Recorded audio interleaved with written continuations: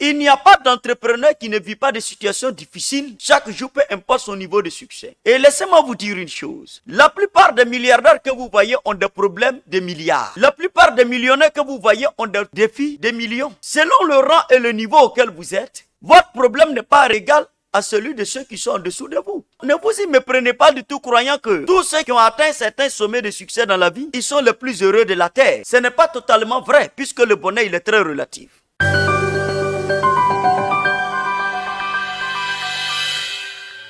Faire le choix d'entreprendre vous expose à toutes ces réalités où, à un moment donné, malheureusement, vous ne maîtrisez pas les conséquences des choix que vous effectuez. Lorsque on fait le choix de créer une entité, généralement, on est animé par plusieurs facteurs, n'est-ce pas, qui guident notre choix. Soit parce qu'on est passionné à prendre des risques, donc à vivre notre passion d'entrepreneuriat, ou alors parce qu'on a entendu dire que entreprendre nous rend plus libres, et que lorsqu'on vient au travail le matin, il n'y a plus un patron qui va venir avec ses mauvaises humeurs sur nous. Donc, on a la recherche de l'indépendance, donc de la liberté. Il peut se trouver simplement que pour certains, et d'ailleurs c'est une conséquence, c'est l'occasion la plus belle, la mieux trouvée, pour se faire une place au soleil, sinon pour réussir sa vie. Pour d'autres encore, c'est pour avoir beaucoup d'argent. Il y a des gens, lorsque tu leur poses la question, pourquoi tu entreprends? Mais ils te diront, parce que moi je veux devenir riche. Parce que moi je veux avoir beaucoup d'argent. Mais il se trouve que lorsque nous sommes sur ce terrain de l'entrepreneuriat, ou alors des choix que nous opérons dans la vie, il se trouve que les réalités telles que décrites ne sont pas celles que nous avions espérées au préalable. Et nous sommes dans un environnement où il y a d'autres acteurs. Ce qu'on appelle les concurrents, ce qu'on appelle les fournisseurs, ce qu'on appelle les clients. Le plus naturellement au monde, on l'appelle le marché.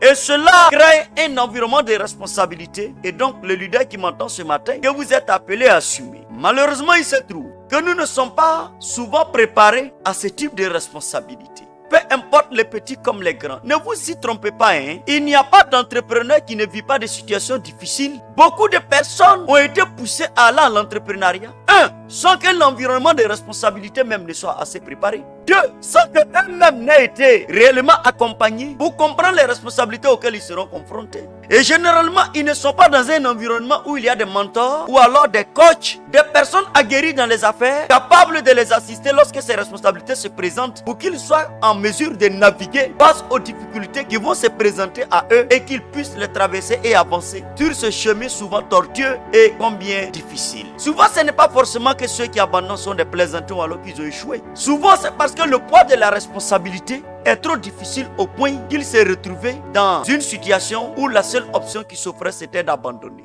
Un des objectifs que nous poursuivons, c'est de vous pousser, mes chers leaders, à comprendre que ce n'est pas parce que les responsabilités deviennent difficiles qu'il faut pour autant abandonner. Je vous le dis et je vous en supplie. Si vous n'êtes pas capable en tant que leader, dans la marque de votre compagnie, soit alors de votre société, de les identifier et de pouvoir en faire des alliés, et que vous les voyez uniquement comme des employés ou des collaborateurs, il vous sera difficile de construire une société qui dure et qui traverse le temps. Tout ne sera pas toujours rose. Vous n'aurez pas toutes les compétences nécessaires vous seul pour pouvoir tout connaître. Même si vous êtes appelé à avoir des notions d'expertise dans plusieurs domaines, mais vous ne serez pas en mesure de tout connaître. C'est une illusion de croire que tout seul vous pouvez tout faire. Cela ne marchera pas du tout. Tous ceux qui sont appelés à des postes de leadership sont appelés à identifier les hommes avec lesquels ils doivent marcher. Si vous n'en avez pas, il vous sera difficile de réussir et de construire. Si vous faites une semaine sans être présent, est-ce que votre société n'est pas déjà en faillite? Beaucoup d'entrepreneurs sont seuls. Je vous dis pourquoi. Quand ils ne sont pas là, rien ne bouge. Lorsqu'ils sont malades, toute l'entreprise est malade. Quand ils sont en voyage, tout est en voyage.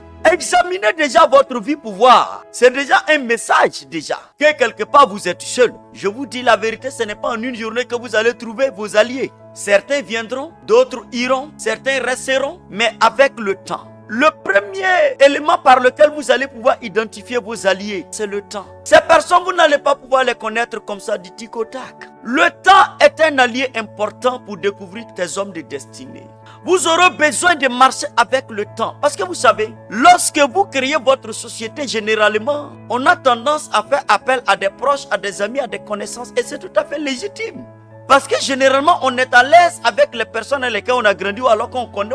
Mais il se trouve que le temps, sans que ces personnes soient forcément méchantes, le temps va vous dire que peut-être ces personnes ne sont pas forcément celles à lesquelles vous devez poursuivre la marche. Donc vous aurez besoin de faire preuve de patience. L'homme aime le pouvoir. L'homme aime dominer.